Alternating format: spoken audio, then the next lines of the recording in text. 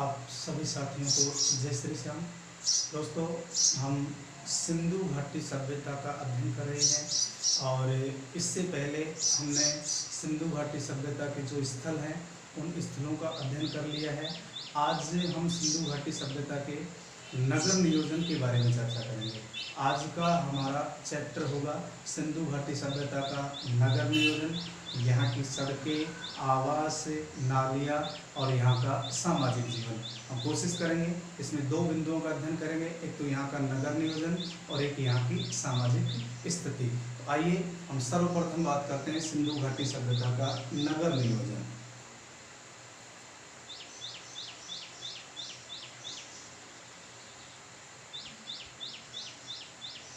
नगर नियोजन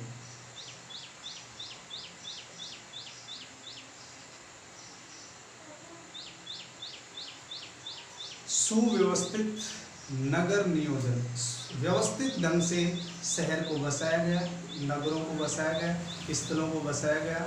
तो सुव्यवस्थित नगर नियोजन या योजना सिंधु घाटी सभ्यता की एक प्रमुख विशेषता थी। व्यवस्थित रूप से नगरों को बसाया गया, नालियों का निर्माण किया गया, सड़कों का निर्माण किया गया। तो सिंधु घाटी सभ्यता की यदि सबसे महत्वपूर्ण विशेषता की बात करें तो उसमें सबसे महत्वपूर्ण विशेषता निकल करके आएगी सुव्यवस्थित नगर नियोजन। इस सभ्यता की एक महत्वपूर्ण विशेषता है। तो इसमें पर नोट करते हैं सुव्यवस्थित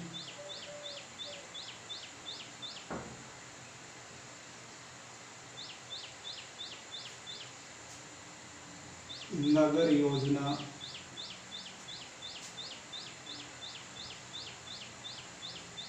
सभ्यता की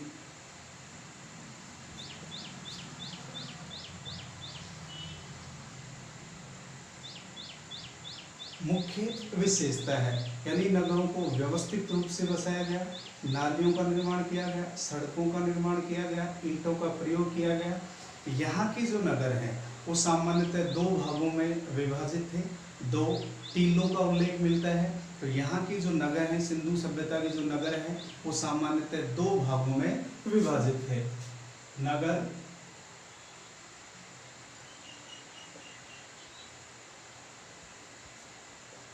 दो भागों में विभाजित थे, अर्थात सामान्यतः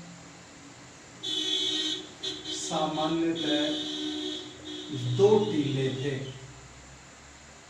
सामान्यतः दो टीले थे, लेकिन इसका एक अपवाद भी मिलता है, धोलावीरा। धोलावीरा से हमें मध्यम नगर के प्रमाण मिलते हैं। तो धोलावीरा तीन भागों में विभाजित था। धोलावीरा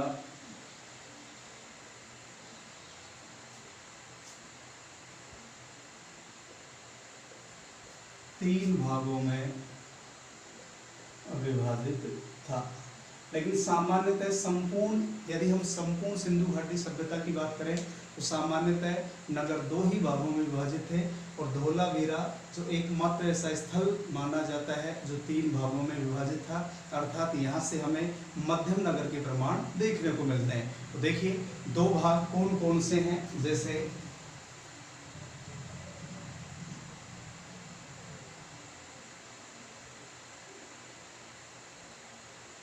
एक तो ये भाग है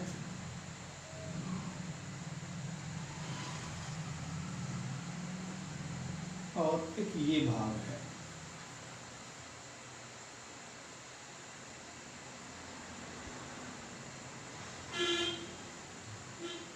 तो सिंधु सभ्यता में जो नगर थे वो दो भागों में विभाजित है। इसे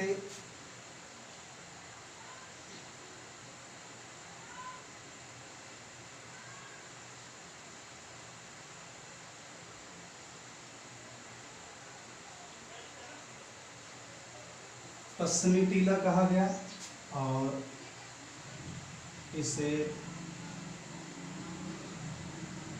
पूर्वी टीला। तो नगर दो भागों में विभाजित है, पूर्वी टीला एवं पश्चिमी टीला। ये जो पश्चिमी टीला है इसे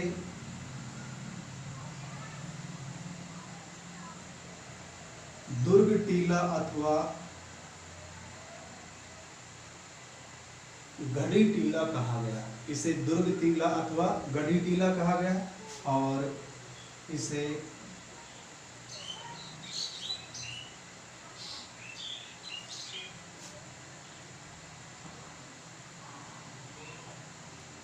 नगर टीला की संज्ञा दी गई, इसे नगर टीला कहा गया, इसे दुर्ग टीला या गढ़ी टीला।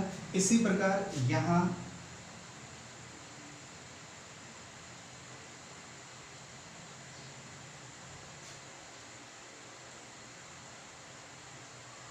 सामान्य जन निवास करते थे। ये जो पूर्वी टीला है, यहाँ सामान्य जन निवास करते थे, और ये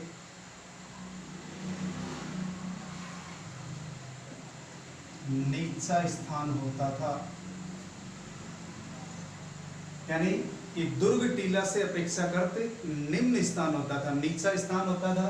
और इसकी अगर हम बात करें, ये जो आपका पश्चिमी टीला है, ये एक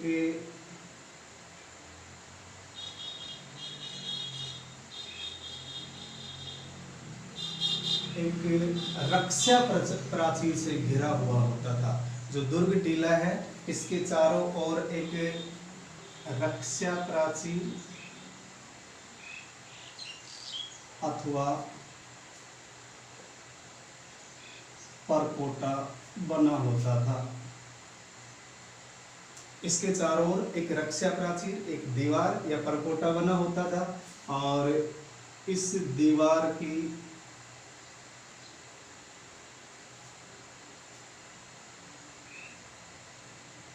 अंदर की ईंटें कच्ची व बाहर की ईंटें पक्की होती थी। ये जो परकोटा है, दीवार है, इसकी जो अंदर की जो दीवार है ये कच्ची ईंटों से, और बाहर की जो दीवार है ये पक्की ईंटों से बनाई गई। इसी प्रकार जैसे इसे नगर टीला कहा गया, इसे दुर्ग टीला कहा गया, सामान्य जन निवास करते थे। यहाँ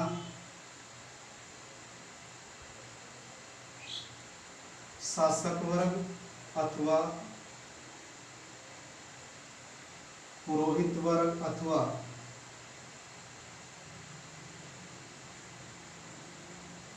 विशेषाधिकार युक्त वर्ग निवास करता था। तो दोस्तों आपको ये ध्यान रखना है, सिंधु घाटी सभ्यता के जो नगर हैं वो सामान्यतः दो भागों में विभाजित है, और ये जो पश्चिमी टीला है ये अपेक्षाकृत ऊंचा होता था और ये नीचा स्थान होता था। तो ये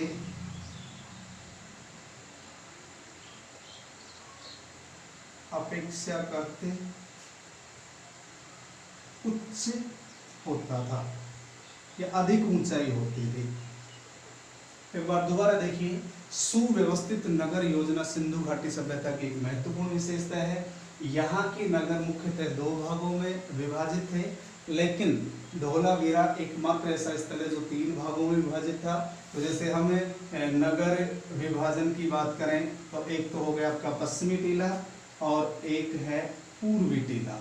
जो पूर्वी टीला है इसे नगर टीला की संज्ञा दी गई। यहाँ सामान्य जन निवास करते थे और ये उच्च न होकर ये निम्न स्थान, नीचा स्थान होता था, और दुर्ग का निर्माण ऊंचाई पर किया गया। पश्चिमी टीला दुर्ग टीला गढ़ी टीला कहा गया। शासक वर्ग, पुरोहित वर्ग अथवा विशेषाधिकार युक्त वर्ग निवास करता था और ये अपेक्षा करते उच्च होता था। और इस पश्चिमी टीला यानी जो दुर्ग टीला है इसके चारों ओर रक्षा प्राचीर या परकोटा बना होता था, और ये जो परकोटा है दीवार है, इसकी अंदर की जो दीवार है उसमें कच्ची ईंटें और बाहर की दीवार में, बाहर की साइड में पक्की ईंटों का प्रयोग किया जाता था। तो दोस्तों एक बार इसका स्क्रीनशॉट ले लीजिए।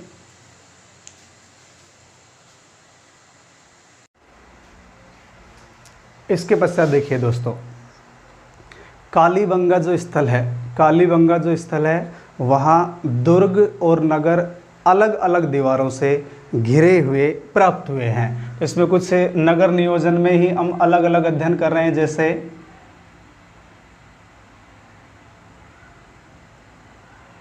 कालीबंगा में दुर्ग व नगर अलग अलग दीवारों से घिरे हुए हैं। जैसे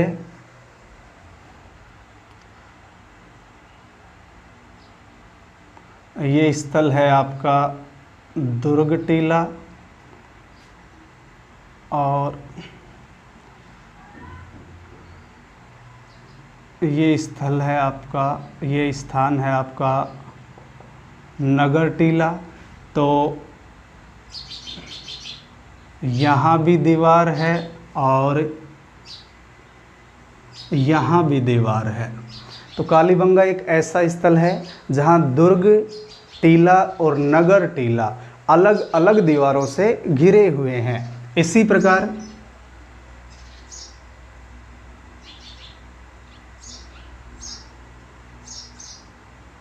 लोथल व सुरकोटड़ा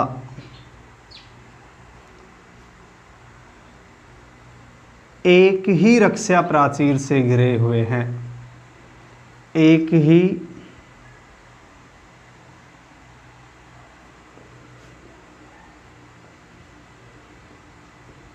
इफेक्ट आपको याद रखने हैं।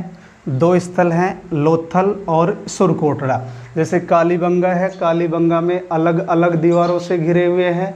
इसी प्रकार आपका लोथल और सुरकोटड़ा एक ही रक्षा प्राचीर से, जैसे देखिए ये आपका दुर्ग है और ये है नगर। तो ये जो लोथल और सुरकोटड़ा है ये दोनों एक ही रक्षा प्राचीर से घिरे हुए हैं। ये दोनों एक ही रक्षा प्राचीर से घिरे हुए हैं। इसी प्रकार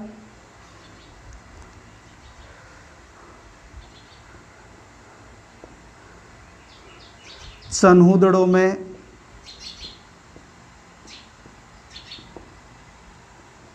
किलेबंदी के प्रमाण नहीं मिले हैं। जैसे ये दुर्ग है और ये आपका नगर है, तो यहाँ से हमें किलेबंदी के प्रमाण नहीं मिले। इसी प्रकार एक स्थल है आपका धोलावीरा। धोलावीरा 3 भागों में विभाजित था।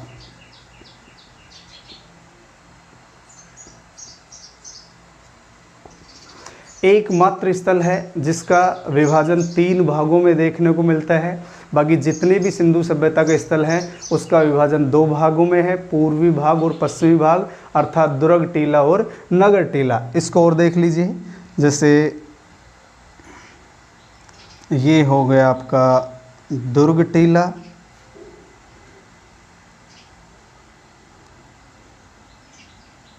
ये हो गया आपका मध्यम नगर, और ये हो गया आपका नगर टीला।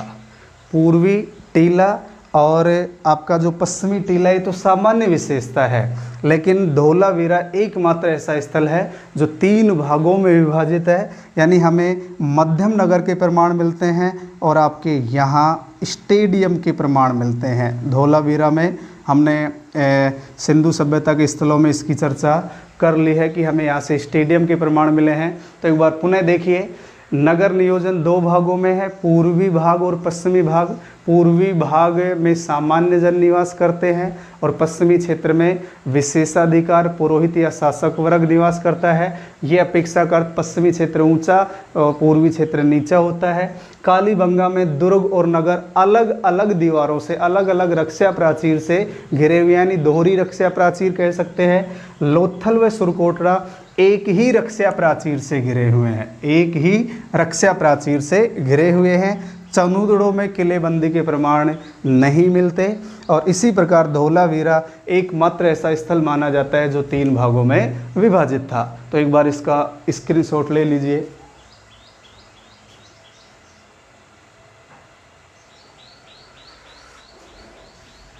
इसके पश्चात देखिए दोस्तों, इसी नगर नियोजन में हम बात करते हैं आवास अथवा भवन।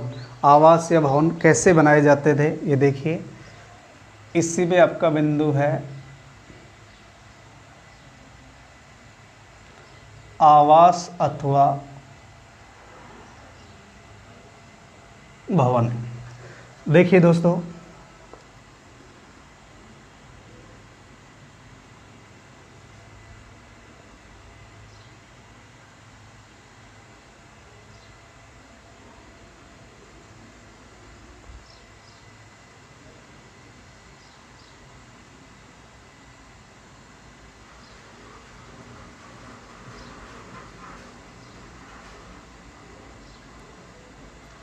ये आवास अथवा भवन की बात करें,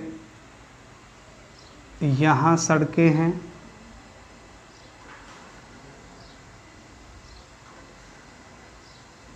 यहाँ सड़कें, यहाँ सड़कें हैं, ये सड़कें बनी हुई हैं। और ये जो आवास है,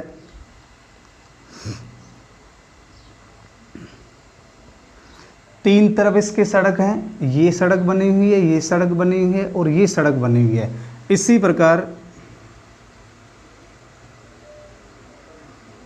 यहाँ गलियाँ हैं, ये क्या हैं, गलियाँ, जो सामान्यतः 1.8 मीटर चौड़ी देखने को मिलती हैं, जिनकी चौड़ाई कितनी मिलती है, 1.8 मीटर। और जो सड़कें हैं, जो मुख्य सड़क है वो 10 मीटर चौड़ी है, जो मोहनजोदड़ो से मिली है, जिसे राजपथ कहा गया। और अन्य सड़कें 2.75 से 3.66 मीटर के लगभग प्राप्त हुई हैं। जो मुख्य सड़क है वो 10 मीटर चौड़ी है। और ये जो गलियां हैं, गलियों की जो चौड़ाई है वो है 1.6 मीटर के आसपास। वो अलग से अध्ययन करेंगे। तो जैसे ये भवन है और इस भवन के मुख्य द्वार के सामने एक दीवार बनाई जाती थी, ताकि सामने कुछ भी, जो भी घर में गतिविधियां हो रही हैं या सीधा व्यक्ति उसमें प्रवेश नहीं कर सके। इसके पश्चात यहाँ घर के आंगन बनाया जाता था, ये घर का आंगन है। इसके पश्चात यहाँ कमरा है, यहाँ कमरा है, यहाँ कमरा है, तो चारों तरफ कमरे बनाए गए। और यहाँ के भवनों में मुख्यतः एक रसोई घर होता था, एक स्नान घर होता था, एक रसोई घर, एक स्नान घर, एक आंगन होता था। और भवन मुख्यतः 1 मंजिला, 2 मंजिला या बहुमंजिला, क्योंकि हमें यानी सीढ़ियों के प्रमाण मिले हैं, सीढ़ियाँ देखने को मिली हैं, सीढ़ियों के प्रमाण मिले हैं, इसलिए अनुमान लगाया जाता है कि यहाँ 1 मंजिला के अलावा 2 मंजिला अथवा बहुमंजिला भवन भी बनाए गए होंगे। और भवनों का निर्माण मुख्यतः पक्की ईंटों से किया गया है। भवनों का निर्माण पक्की ईंटों से किया गया। एक विशेषता सबसे बड़ी सिंधु सभ्यता की, देखिए, यहाँ सड़क है, यहाँ सड़क है, यहाँ सड़क है। घर का जो मुख्य दरवाज़ा है, घर का मुख्य दरवाज़ा सड़क की ओर न खुलकर गलियों की ओर खुलता है। घर का मुख्य दरवाज़ा सड़क की ओर न खुलकर गलियों की ओर खुलता था, केवल लोथल को छोड़कर। सिंधु सभ्यता का एक स्थल है लोथल, लोथल को छोड़कर सभी स्थलों पर घर का मुख्य दरवाज़ा गली की ओर ही खुलता था, जबकि लोथल में घर का मुख्य दरवाज़ा सड़क की ओर खुलता था। तो दोस्तों, सड़क तीनों साइडों में सड़क है। अब जैसे यहाँ ये गली है, फिर यहाँ मकान है, फिर गली है, फिर मकान है, तो यहाँ मुख्य दरवाज़ा न खुलकर गलियों में खुलता था। तो यहाँ अपन ने नोट करें, भवन मुख्यतः 1 मंजिला,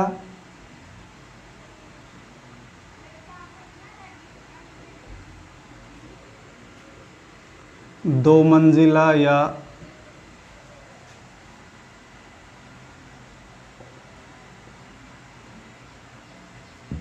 बहुमंजिला होते थे।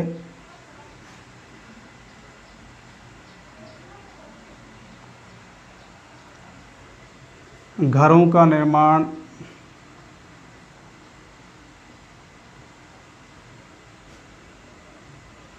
पक्की ईंटों से किया गया और यहाँ से प्राप्त ईंटों का अनुपात 4:2:1 है। ईंटों का अनुपात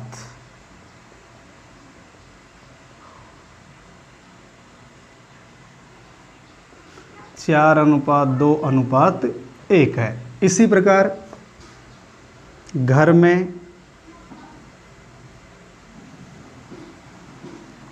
एक आंगन,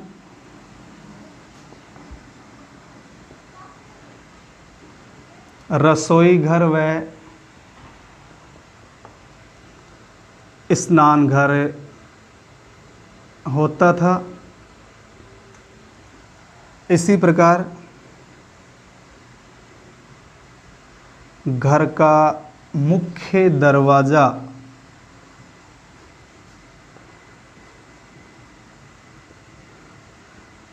गली की ओर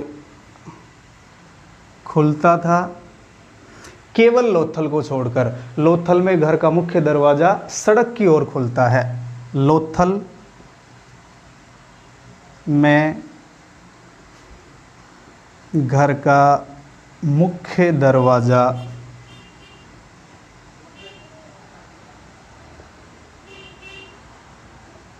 सड़क की ओर खुलता है।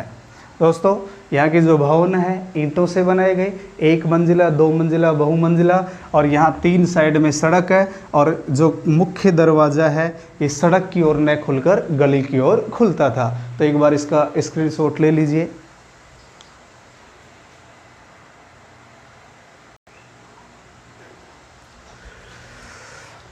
इसके पश्चात देखिए दोस्तों, यहाँ की सड़कें कैसी थी, सड़कों की क्या स्थिति थी, इसके बारे में देखते हैं। नंबर 2 बिंदु इसी में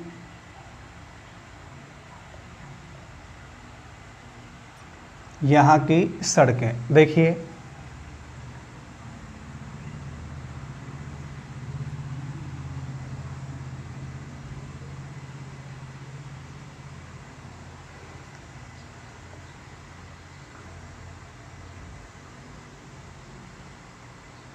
ये मुख्य सड़क है।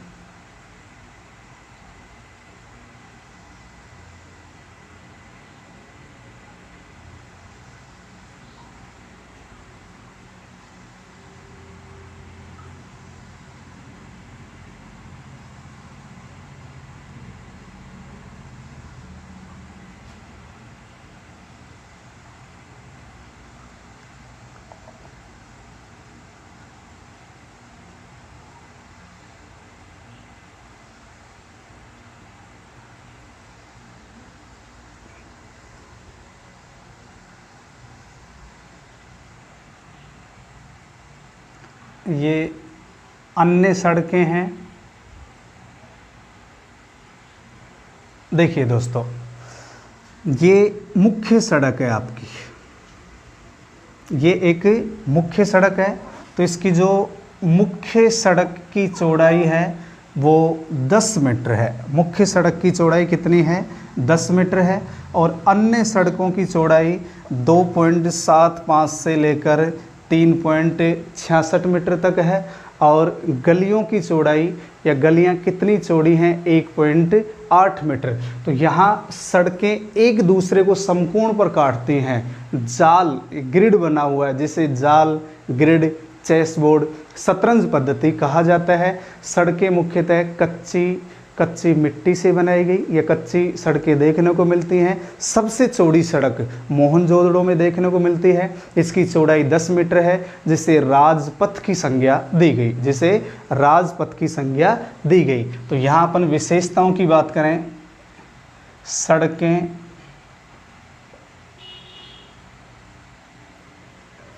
एक दूसरे को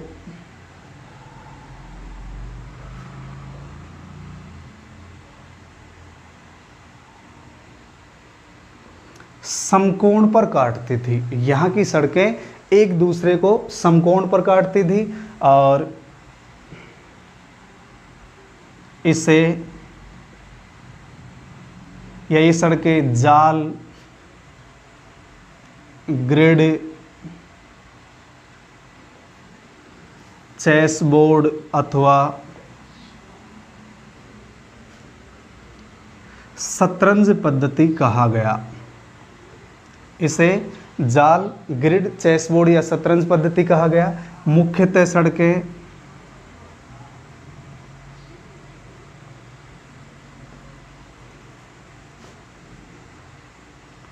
कच्ची मिट्टी या ईंटों से निर्मित है, कच्ची ईंटों से निर्मित या मिट्टी से निर्मित है।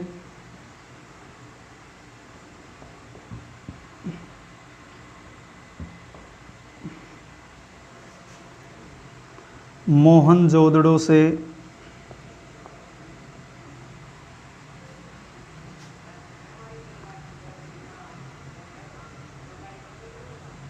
दस मीटर चौड़ी सड़क के प्रमाण मिले हैं और इसे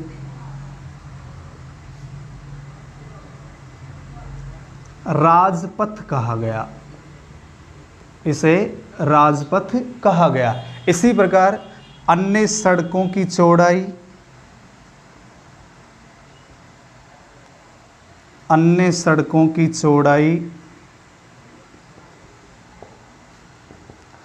2.75 से 3.66 मीटर और गलियों की जो चौड़ाई है वो लगभग 1.8 मीटर है। गलियों की जो चौड़ाई है लगभग 1.8 मीटर। और सबसे चौड़ी सड़क हमें कहाँ से प्राप्त हुई है? मोहनजोदड़ो से। तो ये एक जाल सा बिछा हुआ था जिसे जाल, ग्रिड, चेस बोर्ड या शतरंज पद्धति कहा जाता है। तो दोस्तों इसका भी एक बार आप स्क्रीनशॉट ले लीजिए।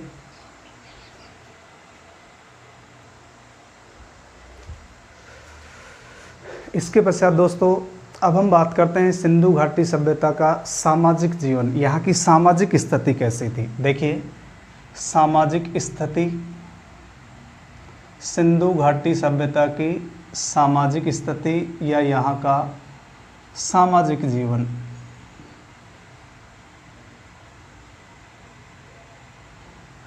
यहाँ का समाज मुख्यतः 4 भागों में विभाजित था: विद्वान, योद्धा, व्यापारी और शिल्पकार। तो यहाँ का समाज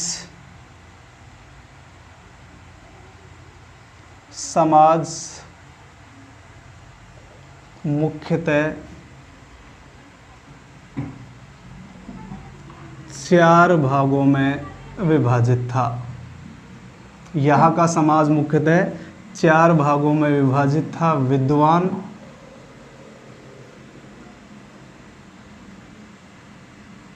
योद्धा,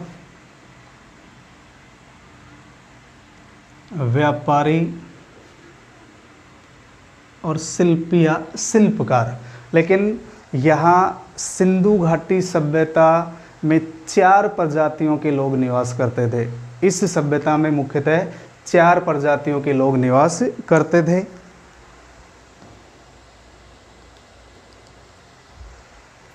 यहाँ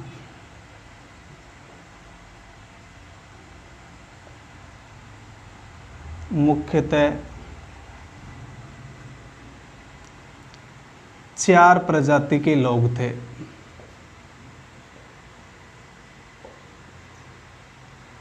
समाज 4 भागों में है लेकिन यहाँ मुख्यतः 4 प्रजाति के लोगों के बारे में जानकारी मिलती है। जैसे नंबर 1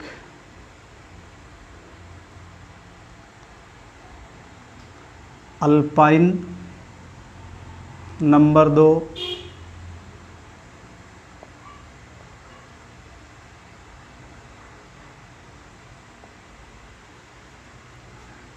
प्रोटो ऑस्ट्रेलाइड,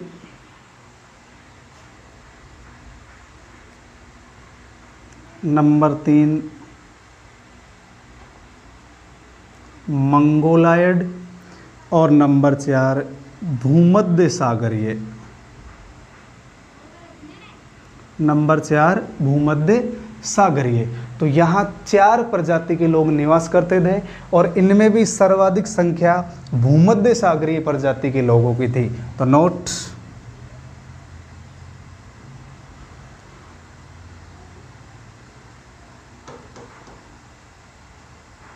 भूमध्य सागरीय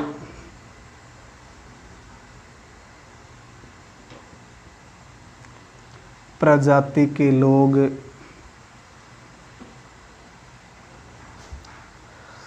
अधिक संख्या में थे।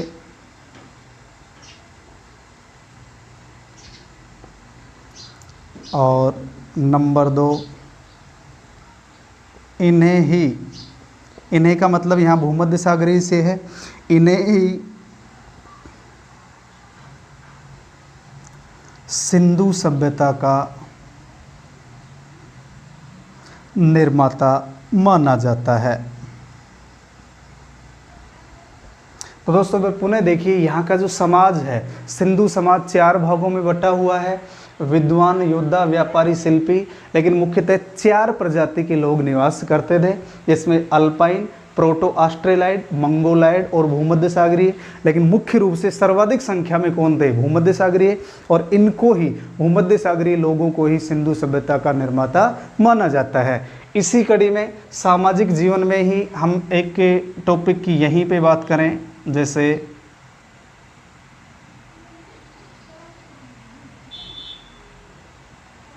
स्त्रियों की स्थिति।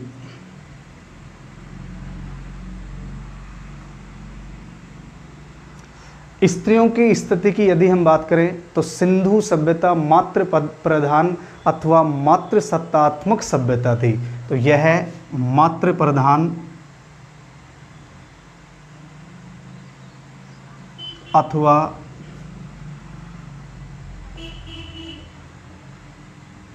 मातृ सत्तात्मक सभ्यता थी। सर्वाधिक संख्या में महिलाओं की मरण मूर्तियां प्राप्त हुई हैं। सर्वाधिक संख्या में महिलाओं की मरण मूर्तियां, मिट्टी की मूर्तियां।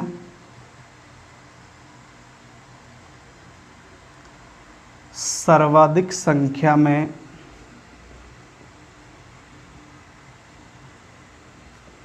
महिलाओं की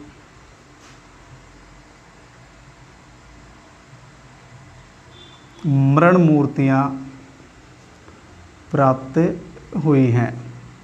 दोस्तों इसी प्रकार का एक उल्लेख, एक बिंदु हमने हड़प्पा स्थल में पढ़ा है कि यहाँ से एक मातृ देवी की मूर्ति मिली। एक महिला के गर्भ से वृक्ष को निकलते हुए दिखाया गया है। महिला के गर्भ से वृक्ष को निकलते हुए दिखाया गया है। तो इससे उर्वरता की देवी माना गया, प्रकृति की देवी माना गया। लेकिन स्त्रियों की सम्मानजनक स्थिति होने के बावजूद यहाँ से हमें सती प्रथा के शख्स की जानकारी मिलती है। यद्यपि हम स्पष्ट नहीं कह सकते कि सती प्रथा यहाँ मौजूद थी, लेकिन एक अनुमान लगाया जाता है कि यहाँ सती प्रथा के शख्स थे। तो यहाँ से हमें सती प्रथा के शख्स मिले हैं। सती प्रथा के शख्स, यानी स्पष्ट रूप से अपन नहीं कह सकते कि यहाँ सती प्रथा थी, लेकिन एक अनुमान लगाया जा सकता है। जैसे उदाहरण के तौर पर लोथल से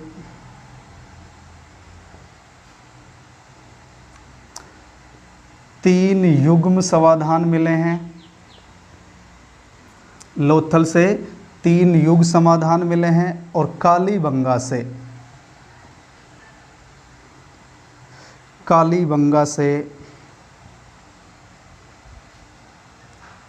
1 युग्म समाधान मिला है। फिर बता रहा हूँ दोस्तों, हम स्पष्ट नहीं कह सकते कि यहाँ सती प्रथा थी, लेकिन एक अनुमान लगाया जाता है। लोथल से 3 युग्म समाधान और कालीबंगा से 1 युग्म समाधान। समाज 4 भागों में, और यहाँ मुख्यतः कितनी प्रजातियों के लोग निवास करते थे? 4 प्रजातियों के, जिसमें भी मुख्य रूप से सर्वाधिक संख्या में भूमध्य सागरीय लोग थे, और इन्हें ही सिंधु सभ्यता का निर्माता माना जाता है। तो एक बार इसका स्क्रीनशॉट ले लीजिए।